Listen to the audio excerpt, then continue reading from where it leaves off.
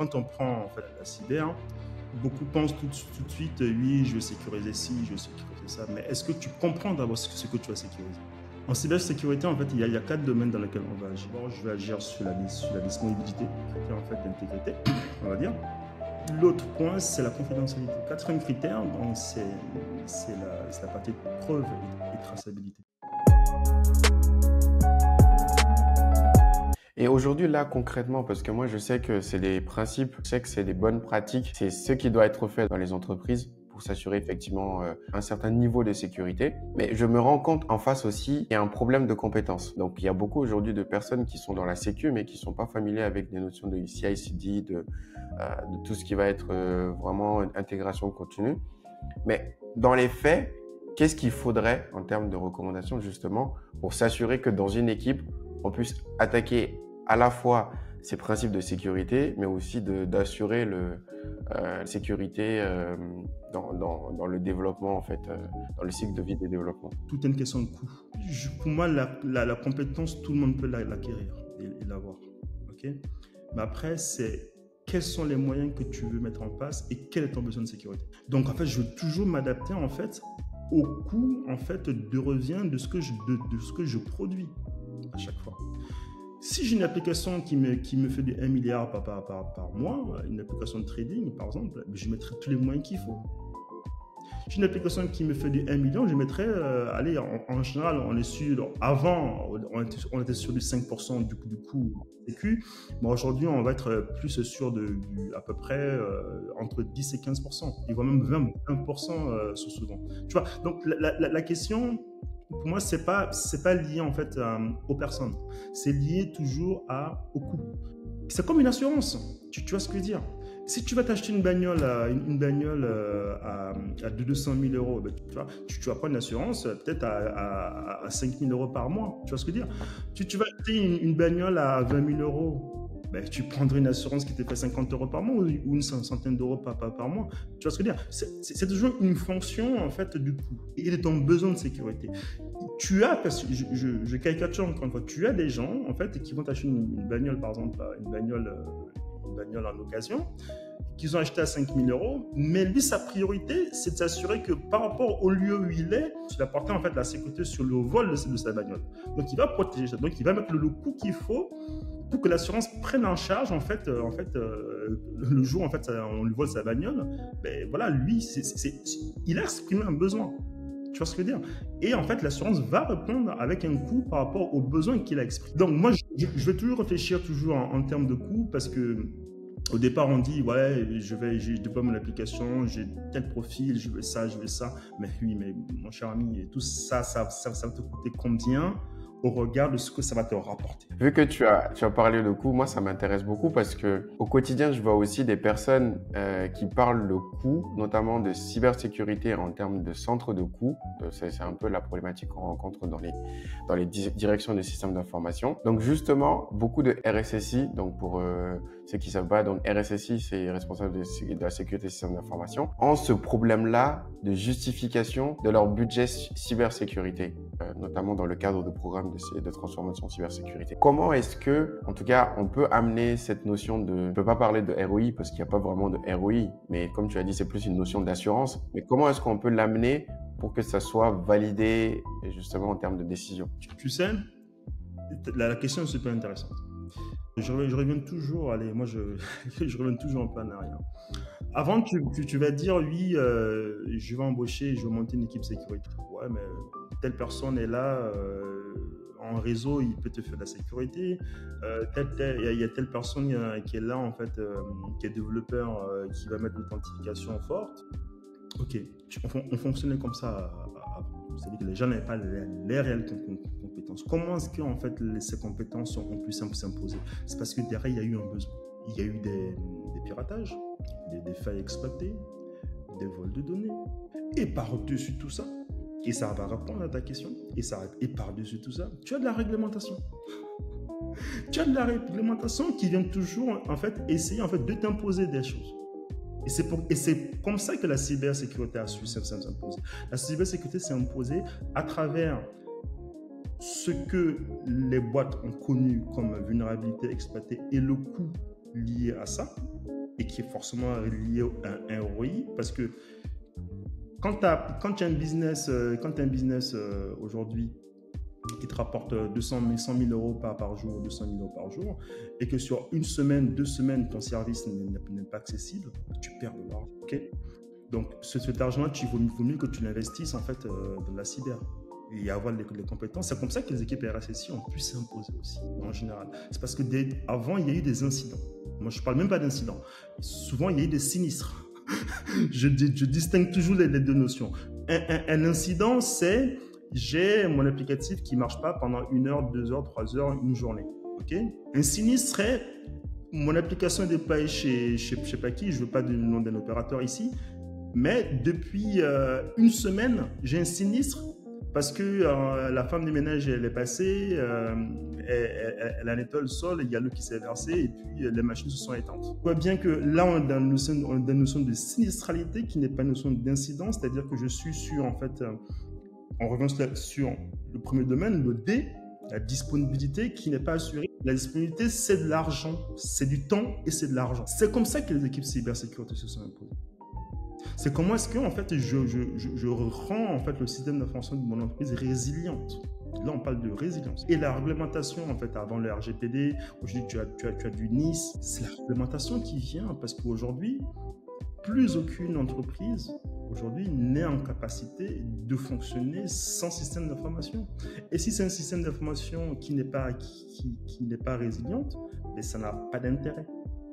En résumé, c'est-à-dire que avant, c'était pas des équipes dédiées, tout le monde en faisait un peu des bouts. Après, il y a eu des vulnérabilités, etc. Il y a eu des pannes assez conséquentes. Okay. Et par-dessus, en fait, au-dessus de tout ça, il y a la réglementation qui est venue s'imposer. Par exemple, si tu prends par exemple le DSP2 aujourd'hui, la partie bancaire, moi j'ai travaillé dessus, je peux te dire quand ? En 2008. En 2008, on était sur du 3D Secure. Et ce n'est que peut-être 5-6 ans après que tout le monde s'y est mis parce que la réglementation est passée par-dessus. Et la réglementation impose beaucoup de choses. Et c'est pourquoi, quand on dit souvent aux gens que notre métier nous plaît, c'est parce que voilà, la réglementation vient aider aussi, parce que la réglementation vient aussi pour réguler et répondre à des questions. Mais justement, est-ce que souvent ça peut pas être, c'est pas souvent problématique? Je m'explique, dans le sens où quand tu parles de résilience, moi je sais que cette notion de résilience est plus ou moins aussi cachée dans la réglementation. Tu connais bien le cas de Talent Google qui ont été supprimés en Australie.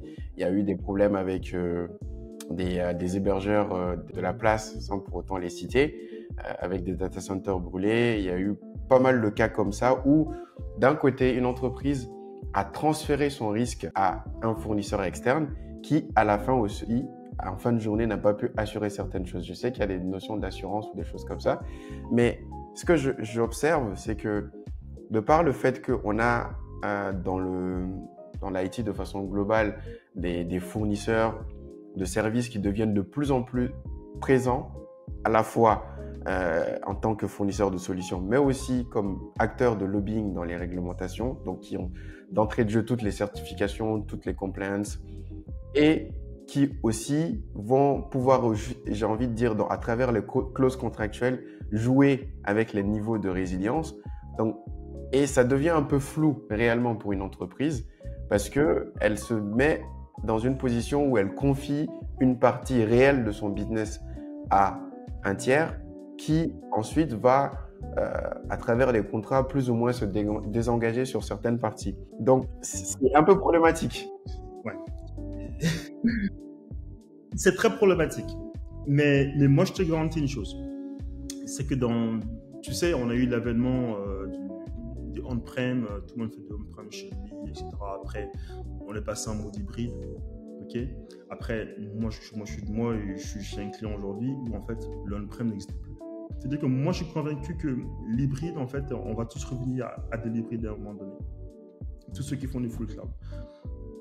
Parce qu'il y a beaucoup d'incidents aujourd'hui. Tu sais, en fait, ce que je n'ai pas dit au départ, c'est que moi, je fais de la cybersécurité, mais je suis spécialisé en fait dans la data et dans des liens. Pas plus tard qu'il y a quelques jours, il y a un gros service Internet sur la data, je ne sais pas si c'était le nom ici, voilà, qui a eu des problèmes de sécurité. On était tous un peu alertés sur le sujet. On a vu qu'ils avaient un peu la maîtrise, mais quand même, ça pose beaucoup de questions. Parce que quand tu regardes, avant, j'avais un ancien client qui avait tout on-prem, qui n'arrivait pas à s'en sortir. Je suis arrivé chez un client, en fait, au final, qui lui a tout dans le cloud, mais qui du coup ne s'en sort pas non plus et qui commence à flipper parce qu'en fait, il a tout son système, il a toute sa data dans un service. Ok. Et aujourd'hui, on se pose la question, très sérieusement, de se dire, est-ce qu'on va pas faire un peu de chez nous et puis un peu de là-bas parce que voilà, on sait jamais, etc. Pour te dire que moi, je suis convaincu, je parie sur rien, en tout cas, mais je pense qu'on reviendra sûrement en fait sur de l'hybride dans quelques années. J'ai quand même été assez surpris de voir que l'hybride n'a pas su tenir dans le temps, parce que quand même, à un moment, la promesse, c'était quand même qu'on ait le choix de passer soit en full cloud, soit en intermédiaire avec l'hybride. Mais j'ai eu l'impression que l'hybride, finalement, s'est transformé en starting block pour justement lancer les gens vers le cloud. Pas forcément se dire, écoutez, vous n'avez pas forcément besoin d'aller tous ou bien de mettre la majorité de vos applications dans le cloud. Juste faites on va dire un choix de ce qui doit être mis dans le cloud et ce qui doit être en interne. Mais aujourd'hui, dans l'approche, globalement, la question, on la pose pas forcément dans ce sens-là. C'est vraiment, je fais de l'hybride le temps de passer en full cloud. Ça, c'est un peu dommage parce que c'était pas forcément, je pense pas, la philosophie de départ. C'était vraiment 3 concepts distincts, pas un concept intermédiaire entre le full cloud et le on-prem. Et tu sais, moi je dis toujours, en fait, de ce qu'on constate toujours, c'est que tu verras que en fait, c'est connu, hein, et c'est pas caché. Les Américains, en fait, les Israéliens, les Indiens, ils ont une force frappe dans le domaine de l'IT qui est incomparable. Ils innovent énormément. Tu vois ce que je veux dire? Ils innovent, à un moment donné, ils innovent tellement que ça fait peur. Et quand ça fait peur, qu'est-ce que les Européens ils font? Là, ils sont spécialistes, ils sont les premiers sur la réglementation. Comme ça. Tu prends l'RGPD, tu prends NIS, tu prends DORA, tu prends ils font que ça, et c'est leur job de faire ça. Et tôt ou tard, ça va arriver. Il y aura une réglementation qui va t'imposer de ne pas tout mettre dans le cloud et de garder en fait une partie en fait pour que les Européens aussi un peu puissent garder en fait la souveraineté aussi en fait de leurs données. Ça va pas tarder, à mon avis. C'est pourquoi je vais toujours revenir sur cette histoire de réglementation parce que c'est ça qui fixe les règles et on est fort, en Europe, les Européens sont forts dans ça. Ouais. Non, mais c'est clair. Et justement, si on essaye de se projeter, comment est-ce que toi, tu vois un peu les choses par rapport aux différentes tendances qui se dessinent? Là, je parle de data, je parle d'IA. Je sais que l'IA va changer beaucoup de choses dans la cyber, très clairement, parce que d'un côté, on aura l'IA pour les systèmes d'attaque qui vont se perfectionner. Donc, je parle de tout ce qui va être logiciel aujourd'hui utilisé ou technique utilisé par les hackers. Donc, ils auront de la donnée, ils auront des modèles IA qu'ils peuvent utiliser pour, c'est-à-dire craquer en un claquement de doigts tout un système ou bien trouver des failles de façon plus intelligente. Ça, c'est d'un côté la partie attaquant. Il y a aussi de l'autre côté, on a commencé à le voir, hein, il y a des fournisseurs de solutions. D'ailleurs, c'est un peu caricatural ce que je vais dire, mais tous les fournisseurs de solutions intègrent de l'IA aujourd'hui dans leurs produits. Donc, parce que c'est devenu un must et tous les boards ont besoin de ça. Donc, tout le monde parle d'IA. Travaillant sur de l'IA, sur de l'application métier, je vois ce que ça apporte. Okay. Moi, je suis dans le domaine je travaille beaucoup dans le domaine de l'assurance. Tu as un sinistre industriel. Okay. Tu as un rapport d'expertise qui fait 5000 pages. Tu donnes ça à quelqu'un pour analyser. Combien de temps il met pour analyser le document? Tu te poses la question. Alors qu'avec des l'IA, tu poses ta question, tu donnes le document, tu poses ta question et tu as la réponse avec un niveau de satisfaction de près de 90%. On est quand même d'accord que ça crée un gros risque pour les entreprises. Imaginons une entreprise qui va, dans ton cas-là, utiliser ce système-là pour générer des notes et ensuite, en fonction de ça, valider ou pas le sinistre du client en face. Et que cette IA-là se fasse pirater. Mais attention, c'est pas que tu confies toi à l'IA, il y a toujours de l'humain derrière. Quand tu vas poser en fait une question à l'IA, tu vas travailler avec l'IA et de façon à ce que tu te donnes la preuve aussi, et on va avoir une solution de preuve, le fameux P, sur lequel moi j'insiste aussi sur l'intelligence artificielle, c'est la preuve de la réponse qu'il t'a produit, toujours. Et ça, tu as besoin d'un humain pour ça. Bah ça, c'est un peu paradoxal parce que la notion de preuve dans l'IA est très difficile à prouver parce que l'IA, vu que on peut pas refaire le même chemin 2 fois. C'est là où en fait on va essayer de se comprendre. J'ai un document de 5000 pages que je suis incapable en tant qu'expert d'analyser et de répondre aux questions tout de suite devant la justice. Ok, on m'a développé un outil d'IA typiquement auquel je pose mes questions. Okay, l'IA m'apporte des réponses. Mais l'IA, dans sa réponse, je lui impose de dire donne-moi où dans le document, en fait, où tu trouves ces réponses. Et il va te la donner. Il va te dire telle page, tel paragraphe, ok, voici en fait les causes de l'incident et voici en fait la proposition qui a été faite en fait par le cabinet. En fait, au final, c'est ça en fait. C'est pourquoi je pense pas qu'on ait atteint en fait un taux de satisfaction à 100% sur toutes les réponses que va t'apporter l'IA. Non, c'est faux. Et quand je prends le cas de la cyber, tout à l'heure tu parlais en fait des attaques générées par des IA. Moi aujourd'hui en fait on développe aussi en fait des IA aussi pour pouvoir contrer. Et d'ailleurs j'étais avec un éditeur la semaine dernière qui nous a fait une démonstration. C'est-à-dire, donc c'est pour dire que toujours il y a toujours on développe quelque chose d'un côté, super innovation, qui potentiellement va apporter des risques, mais on est des humains, on sait qu'il faut contrer, donc on développe aussi quelque chose pour contrer.